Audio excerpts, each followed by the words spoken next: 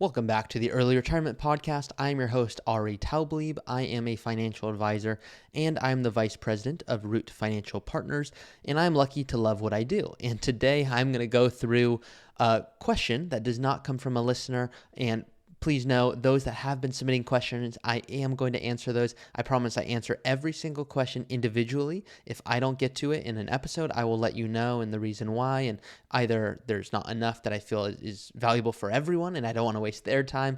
And I promise I will put you in the right direction. So please know that. Thank you for those that keep submitting questions on my website, earlyretirementpodcast.com.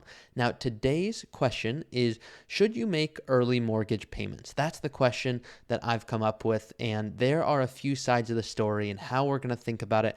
I'm going to walk you through the framework that I share with clients and how you can impact and think about it in your own financial life. So first of all, before we hop in, please know that I'm doing all of this and more on YouTube, and you can always find that there.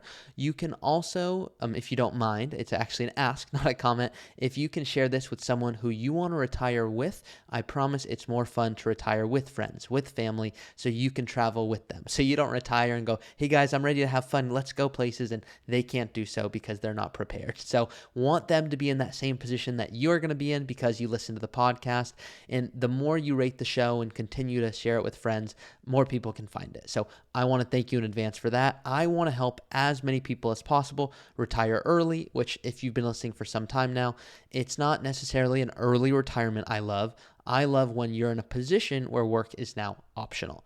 So we're talking about early mortgage payments, the financial implications, the non-financial implications, which I know always sounds odd, but when we look at this financially, we have to think about both sides. An example of this, as you know, I love examples. For those that are new to the show, I'm all about examples, and you'll hear a ton of them from me. I think it's the best way to learn, which is, let's assume you say, Ari, should I invest in real estate? Well, I'll say, compared to what?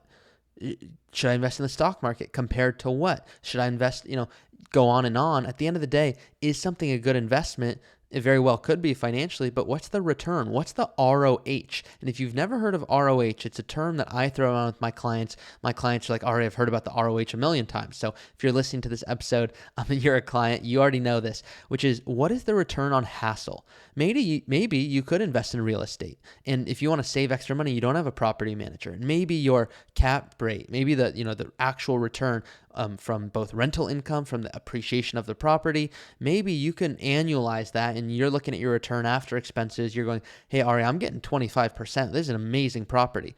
Great. What's the time and energy? Because if that's taking you away from your family, I don't love that investment. Now, if it's not, then you might just have one of the best investments ever. So please know that this is not a harp on real estate by any means. Real estate can be an amazing investment, but we just need to look through, create the lens of how much time and energy does this take. So digressing a little bit there, but always, should I pay off my mortgage early? Should I invest in the stock market instead? Should I just do the minimum? What should I do? Well, it's compared to what? A common story that I tell people is when you go off and pay your mortgage and you're doing that every month, there is a very powerful quote, which is momentum is more valuable than speed. It doesn't matter when you pay that off, but as long as you're putting a few extra digs every month, you're paying a little extra that principal, it feels really good and it makes it motivating and it makes it easier to go to work. Now, if I showed you a calculator and showed you it's a much better decision to not pay off the mortgage early, it's a much better financial decision historically to go and pay the minimum to the mortgage and pay the rest into an investment account, invest it in a diversified mix for long-term goals. I promise you're going to look at that and we could look at almost any time frame and it's going to spit out a better financial answer. And I still don't always recommend doing that because there is tremendous value in saying, you know what, it's easier to go to work because every month I see that principal go down, I pay it down, it feels good to pay down. When you pay off your mortgage finally, you can have a party and, I'm debt free and it's amazing. Now, when your stock market investments go up, call it $100,000, $200,000, $300,000, $400,000, you don't throw a party. You're like, hey, that's what it should have done, and it wasn't fun the whole time. So maybe it stressed you out. So once again, compared to what is the variable here. The reason it always makes sense to look at alternatives is because of what's known as confirmation bias. Maybe your parents loved real estate, so you love real estate. Great. I'm okay with you loving real estate. My parents love real estate. They never loved the stock market. Now, I looked at that, and then I looked at the financial answers, and I went, wow, real estate was wonderful for them. Does that mean I need to have it for me? Because I personally don't love real estate, because I look at the historical returns, and I, for myself, go, you know what? I want my money to work hard for me, but my greatest asset is me. It's me and my business growth, and I want my money to work for me. I believe in the market. I know it'll go up and down, but I believe in the strategy. Now, other people will go, Ari, that's great, but I don't understand the stock market. I've never grew up with it. I didn't understand it. And so real estate makes sense. It's tangible. I can touch it. I want to pay that down and have that done with. Great. So there's multiple ways of looking at this, not a right or wrong, but because this is the early retirement podcast, I have to, one, of course, give my feedback. Number two is talk about how this impacts an early retirement. Should I pay off my mortgage early? I think there is tremendous value, no matter what the finances say, of what opportunity cost is the actual word you'll hear thrown around of, hey, what's the opportunity cost of these dollars? Should I pay off my mortgage early, or should I invest these monies? Well, what you could do is you run the analysis, and it's going to tell you more often than not. Let's assume your mortgage rate is, just call it 5%. It's likely lower unless you got a mortgage right now, but let's assume that it is 5%. Well, the reality is you could likely get a 10% plus return if you're invested in a diverse portfolio with the stock market. So that tells me right off the bat, the financial answer will be with the stock market, assuming we can stomach that and we don't need the money for a long time. But if you go, you know what, Ari, I get that's the financial answer, but it just feels good to pay down the mortgage, well, then I recommend paying down the mortgage early, and I recommend putting extra payments, not fully to the point of I'm not going to invest at all, because now we're missing out on compound interest. Yes, we're guaranteeing a 5% return. That's what's happening when you pay down your mortgage with a 5% interest. But we have to understand that there's implications. One, well, those are future mortgage interest deductions we're not going to be taking because of the home. Well, it's paid off, wonderful, but once again, now that's going to impact the tax strategy. That impacts the tax gain harvesting, Roth conversions, all of the things I talk about that you can do when you're in an early retirement. When income is very low, you can realize taxes and pay 0% often, 15% in taxes, as opposed to ordinary taxes, which are much, much higher. Roth conversions. Can we move money from an IRA or 401k into a Roth IRA knowing we never need this money ever again? So obviously I love this stuff, but early mortgage, there's a lot of things that go into it. And there's two main schools of thought. Number one is the idea that if I pay off my mortgage, I'm going to feel better. I'm in the camp of it's a great idea. I just love the idea of not having this big mortgage payment. It's a burden. I can feel it. It's on my back. And so this group is very much so of, yeah, investing is important. I get it, but I just want to get this done with as quickly as possible. And I love guaranteeing my investment in the form of an interest rate. Other people are on the other side where they go, hey, I understand it's good to make sure I'm paying off the mortgage. I don't want to underpay. I want to pay the minimum. But if I look at answers, and yes, I understand there's leverage and there's interest tax breaks and the ability to earn higher rates of return with other investments, I would rather go with those other investments. So you're trying to decide, hey, what makes most sense for you? Here's what I would recommend thinking about, which is paying, and by the way, when I'm going through this, there's not a right or wrong. It's truly, I want you to think about what resonates with you. Now, when I say that, I had someone who kindly, and I say kindly because I love this feedback. They said, Ari, you tell me in the podcast what to do financially, but then you say, ask me how I feel. I just want the financial answer. So I personally struggle. This is what the question said. I struggle when you say, ask me how I feel, because I feel I want the best financial answer, which is a wonderful answer. It's a wonderful response. And I pushed back and I said, hey, I'm always going to give you the financial answer. What that historically means does not mean that's going to happen in the future, but I need to give you an understanding of the finances so that you can say, hey, what resonates with you?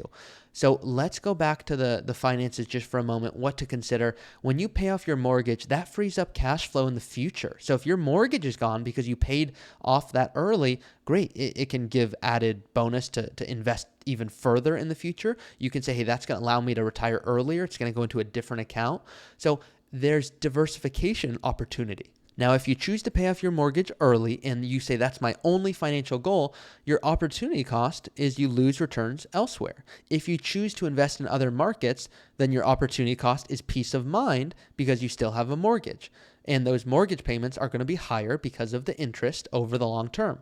The good news, once again, it's not 100% black and white, but I do recommend, some people say, Ari, I'd rather go somewhere in the middle. And they'll say, I don't know what I totally want to do. So I just want to put a few $100 extra to the early mortgage.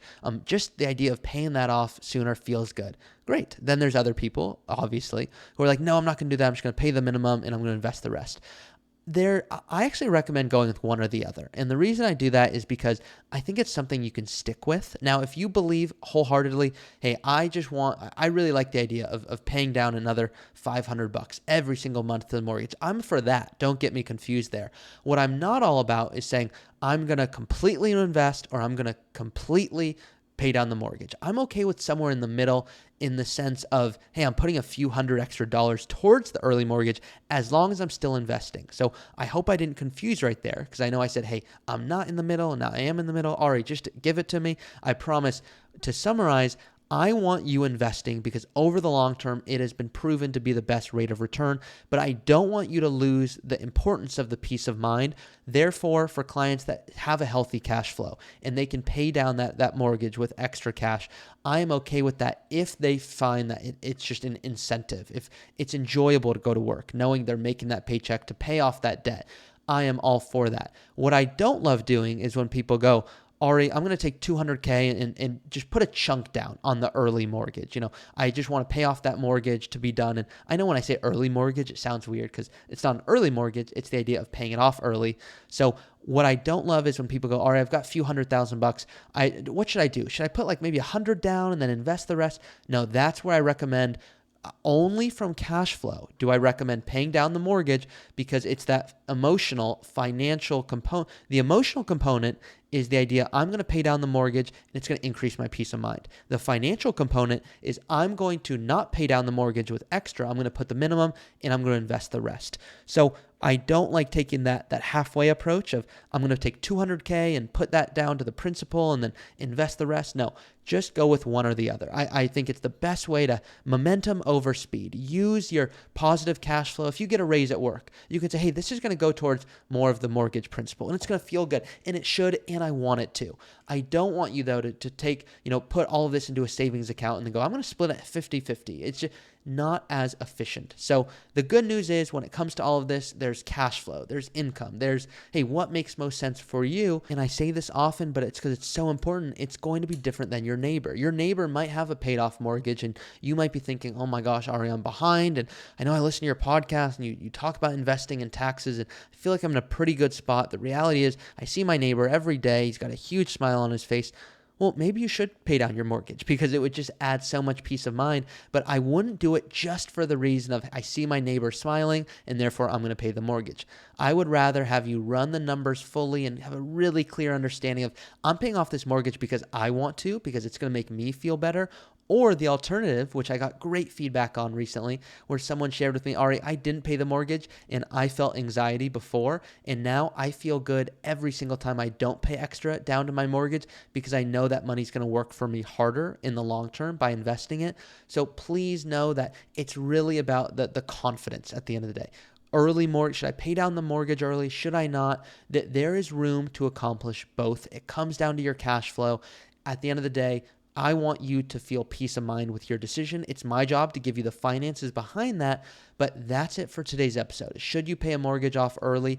The answer is if you have cash flow, if it creates peace of mind, I certainly recommend putting a few $100 extra, maybe even $1,000 if it really allows you to just make going to work easier, which I know that's not an ultra financial answer, but it's an important one. Now, if you say, no, I just want this money to work as hard as possible based off of history, based off the podcast, well, then I do recommend investing it fully and paying down the minimum. So that's what I would say on today's episode. No specific recommendations, of course, because none of you are my clients. Some of you are my clients, but they work with me one-on-one. For any of you just listening to the episode looking for guidance, I do this one-on-one as well. So please feel free. You can reach out to me and we can create this customized approach where you can feel really confident. That's the word I want. I want you to have total peace of mind. So hope this episode was helpful. Thank you for those that keep rating the shows and submitting questions, and I will see you all next episode. Thank you for listening to another episode of the Early Retirement Show. If you have a question that you want answered in a future episode, you can always go to my website, earlyretirementpodcast.com. That's earlyretirementpodcast.com, and you can go ahead and submit a question that I'll look to answer in a future episode. Thank you all for listening. Please do rate it, review it, and share it with someone who you think would benefit from this information, if there's anyone out there that you know. I certainly appreciate it, and I will see you all each week. Hey guys, it's me again. Please be smart about this. Nothing in this podcast should be construed as financial, tax, or legal advice. Consult with your tax preparer or financial advisor before taking any action. This podcast is for informational purposes only.